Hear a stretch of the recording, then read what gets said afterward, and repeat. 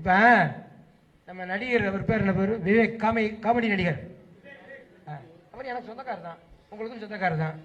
1995ஆம் ஆண்டு அம்பேத்கர் சிலை உடைப்புல சைதாப்பேட்டையில் நான் கண்டிஷன் ஃபைல் போட்டுருந்தேன். ஆனால் எனக்கு வாய்ப்பு கிடைக்கல. நான் அண்ணன் வைரமுத்து அவர்களையும் நம்ம இயக்குனர் இமயம் அண்ணன் பாரதி ராஜா அவர்களையும் பார்க்குற பொழுது கூட நான் சொல்லியிருக்கிறேன், வாய்ப்பு கிடைக்கிற பொழுது நம்மளால லேசர் நடத்தி சொல்லுங்க. கிளிக் ஆயிடுச்சுல. தென்மாவட்ட கருவியா முக்கியத்தவரோட பேர பசுமன் முத்துராமலிங்கத்தாரோட பேர, அவரோட பேரன் பேத்திய, அவரோட பிள்ளைய நீங்க இருக்கீங்க. அந்த தைரியத்துல எவன வேணாலும் எந்த மூலையில வேணாலும் எதிர்த்து படம் பண்ணிட்டு இருப்பேன். ஏன்னா நீங்க இருக்கின்ற ஒரே சப்போர்ட் தான். ஒரே ஒருத்தன் வந்து என்கிட்ட சொன்னா, எந்த தைரியத்துல இவ்வளவு திமிரா பேசுற, சினிமாக்குள்ள எவனையும் மதிக்காம அலையிறேன்னு சொன்னா, அப்ப நான் ஒரே ஒரு வார்த்தை சொன்னேன், நான் 3.5 கோடி உள்ள குடும்பத்துல பிறந்தவன் தான். 3.5 கோடினா எல்லாம் என் இனம் தான்டான்னு அதை சொன்னவர் யாரு தெரியுங்களா? மறந்த நகைச்சுவை நடிகர் சின்ன கலைவாணர் விவேகானந்த் தான் எனக்கு சொன்னார். அதை சொல்றேன், அப்படி அப்பதான் அடங்குவாங்க மத்தவங்க. திரையுலகத்துல எம்ஜிஆர் வந்து கைகட்டி நிக்க வைத்த பெருமை சாண்டோ சின்னப்ப தேவர் ஒருவருக்கு தான் அந்த திரைத்துறையிலே உண்டே தவிர வேற எவன் கிடையாது. அந்த தகுதி இல்லை என்று சொல்ற ஒரே ஒரு ஊடகம் வந்து சினிமா தான்.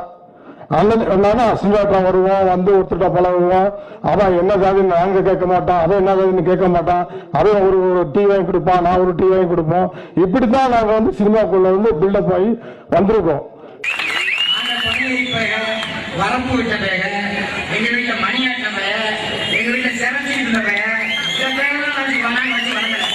நாங்க அண்ணன் சந்திரம் ஆயிரம் கட்டியவன், நாளைகள் ஆயிரம் கட்டியவன், அப்பேற்பட்ட தலை சேர்ந்த பரம்பரை சேர்ந்த தேசிய தலைவர், உத்தம தலைவர், உண்மையை பேசி உறுதியாக பேசி இறைவரை பேசுகின்ற எங்களுடைய தெய்வம் பசுமன் முத்துராமலிங்க தேவன்.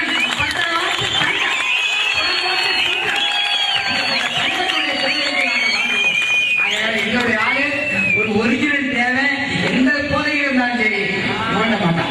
ஒரு ஜாதியை தாழ்த்தி பண்ணாதீங்க. அப்படி சில படங்கள் வந்ததுனால என்ன சாதின்னு நான் பிறந்தன்றத மறந்துட்டு தான் அந்த ஜென்மல இருந்தேன். ஆனா இப்ப ஜாதி என்ன ஜாதி என்ன ஜாதின்னு சொல்றாங்க. நம்ம கட்டி காக்கணும். சுட்டி காட்டணும்லாங்க.